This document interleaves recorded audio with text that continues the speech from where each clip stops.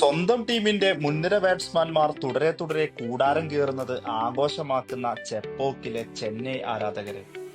Dhoni helmet മാറ്റുന്നതും തലയാട്ടുന്നതും വെള്ളം കുടിക്കുന്നതുമൊക്കെ ആഘോഷിക്കാൻ മാത്രമായി സ്റ്റേഡിയത്തിലെത്തുന്ന MST ആരാധകരെ. ചെന്നൈ സൂപ്പർ കിങ്സ് എന്ന IPL-ലെ എക്കാലത്തെയും മികച്ച ടീമിന്റെ ഇന്നത്തെ ദുരവസ്ഥയ്ക്ക് കാരണം നിങ്ങളാണ് നിങ്ങളാണ് നിങ്ങളാണ്. യാതൊരു പ്രതീക്ഷക്കും വകയില്ലാത്തത്ര ശോകാവസ്ഥയിലാണ് ചെന്നൈയുടെ ഈ സീസണിലെ പ്രകടനങ്ങൾ.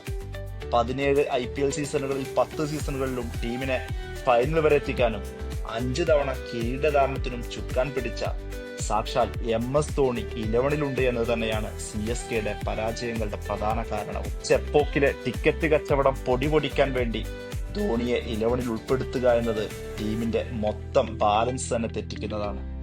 43-കാരനായ ധോണി എന്ന പോരാളിയുടെ പ്രായം അദ്ദേഹത്തിന്റെ പ്രകടനത്തെ സാരമായി ബാധിക്കുന്നുണ്ട്. മുമ്പത്തെ പോലെ ബൗണ്ടറികൾ കണ്ടെത്താനോ സ്ട്രൈക്ക് റൊട്ടേറ്റ് ചെയ്ത് കളിക്കാനോ അദ്ദേഹത്തിന് സാധ്യമാകുന്നില്ല.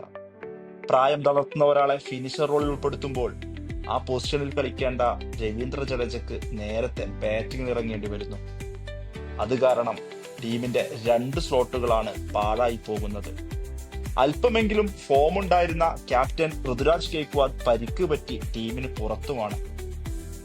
ചെന്നൈ ബാറ്റിംഗ് പ്രതീക്ഷകളായ രജിൻ രവീന്ദ്രയും ദുബൈയും വേണ്ടത്ര ഫോമിലേക്ക് വന്നിട്ടുമില്ല.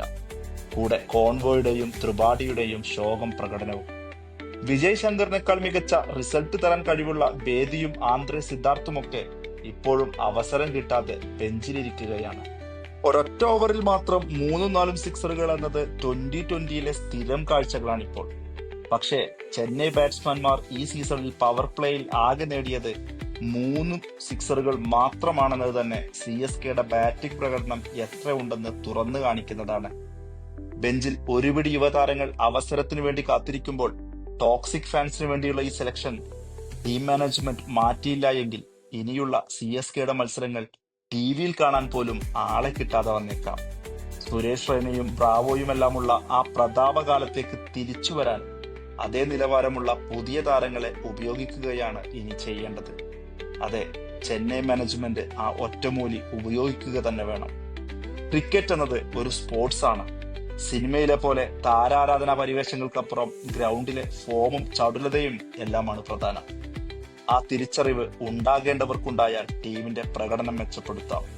11-ൽ ഓരോരുത്തർക്കും അവരവരുടെ റോളുകൾ നിറവേറ്റാൻ കഴിയുന്നതോടെ ടീമിനും അനായാസം വിജയം കണ്ടെത്താനാകും.